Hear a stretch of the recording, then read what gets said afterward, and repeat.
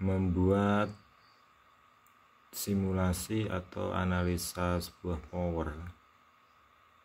Untuk khususnya kelas H itu agar di frekuensi bawahnya bagus, frekuensi atasnya bagus, itu tidak mudah ya. Karena kalau kelas H itu analisanya tidak hanya di outputnya saja, tapi ya di bagian stepper, rel negatif dan rel positif. Jadi kita itu perhitungannya itu dari bermacam-macam aspek ya. Jadi tidak hanya mengacu pada satu aspek output, tidak. Kita harus menjaga kualitas outputnya agar bagus. Contoh yang paling berarti yaitu output pada OPM. Itu harus kita jaga agar tidak sampai klip duluan. Kalau klip duluan itu artinya sinyal output utama pada speaker dia belum klip, tetapi dari outputnya sudah klip, itu akan menghasilkan suara yang sangat buruk. Performance powernya tidak akan maksimal. Saat pengukuran watt pakai sinyal konstan itu tidak semata-mata saat kita load sudah sampai maksimal. Itu misalkan contoh keluarnya 80 AC. Itu saat kita load lagi nanti belum tentu akan sama persis hasilnya. Karena itu membutuhkan waktu. Dia ada loading, ada pemrosesan. Terus di situ dia ada kadar suhu. Jadi suhu itu juga sangat mempengaruhi. Terkadang kita simulasi seperti ini saja, contohnya maksimal 80 AC ya.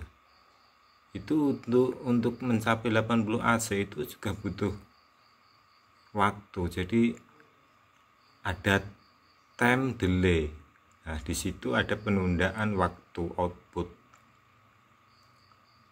Tidak serta-merta langsung 80 AC gitu, enggak. Jadi kalau ada pengukuran watt power selisih sedikit, itu sebenarnya enggak selisih, itu hal umum. Karena ada delay time, penundaan sebuah output.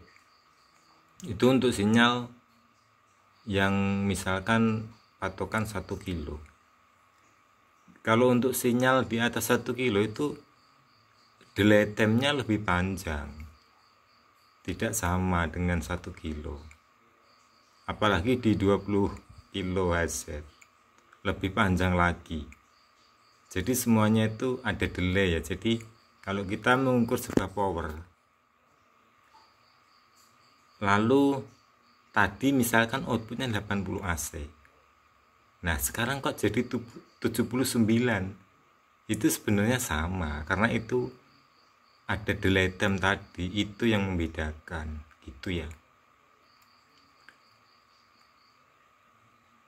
Kalau cuma kelas asal stepper on itu mudah, sangat mudah sekali, nggak usah mikir kalau itu. Tetapi kalau kita harus jaga kualitasnya, nah di situ baru kita ada pemikiran. Kenapa ada pemikiran? Karena kita menjaga kualitas. Jadi apa yang dibuat itu sudah kita olah sedemikian rupa, tidak asal semata-mata bisa bunyi, enggak. Kita memperhitungkan dari banyak aspek. Stepper negatif, stepper positif, terus kecepatan stepper. Jadi kalau stepper, kalau saya yang buat itu contoh power kelas AB nya itu klipnya di 34, beban 4 ohm. Klip di 34, beban 4 ohm. Saat kita bikin stepper kelas H, itu kita harus men-setting di bawah 34 tersebut harus bisa on steppernya.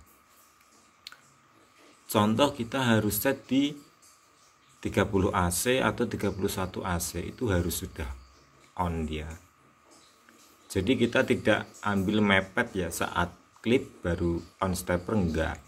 Itu artinya ada jeda delay time, jadi akan mengakibatkan suara power akan kotor.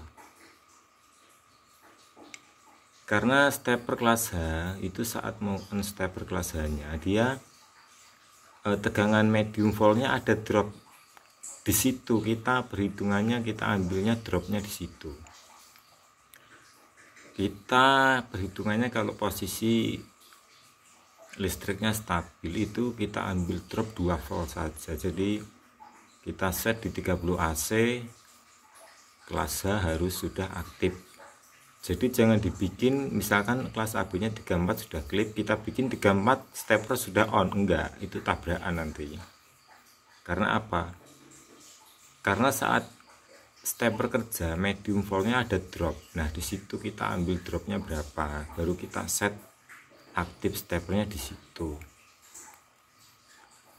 Kalau stepper kelas A yang cuma frekuensi suplainya cuma 1 kilo itu banyak sekali, gampang bikin. Kalau yang sampai responnya itu tinggi itu sulit. Kenapa sulit ya? Butuh waktu sangat lama, nggak sekedar jadi. Ini jadi kita simulasikan, ini adalah simulasi kelas H 20 cm. Butuh proses untuk mencapai sebuah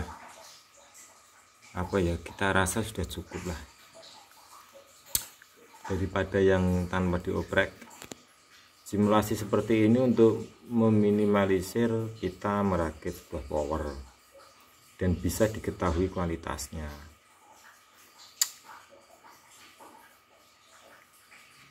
Ini kita simulasi cuma pakai NJW, tidak pakai Toshiba ya.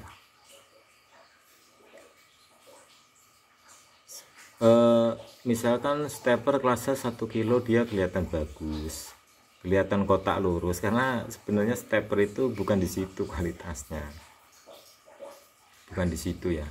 Kualitasnya adalah jangkauan frekuensi kalau stepper. Yang penting dia tidak tabrakan, yang penting VCC nya dia bisa open. Maksudnya open itu tidak terlalu sempit, terus sinyal output tidak tabrakan dengan sinyal VCC, itu mampu frekuensi tinggi.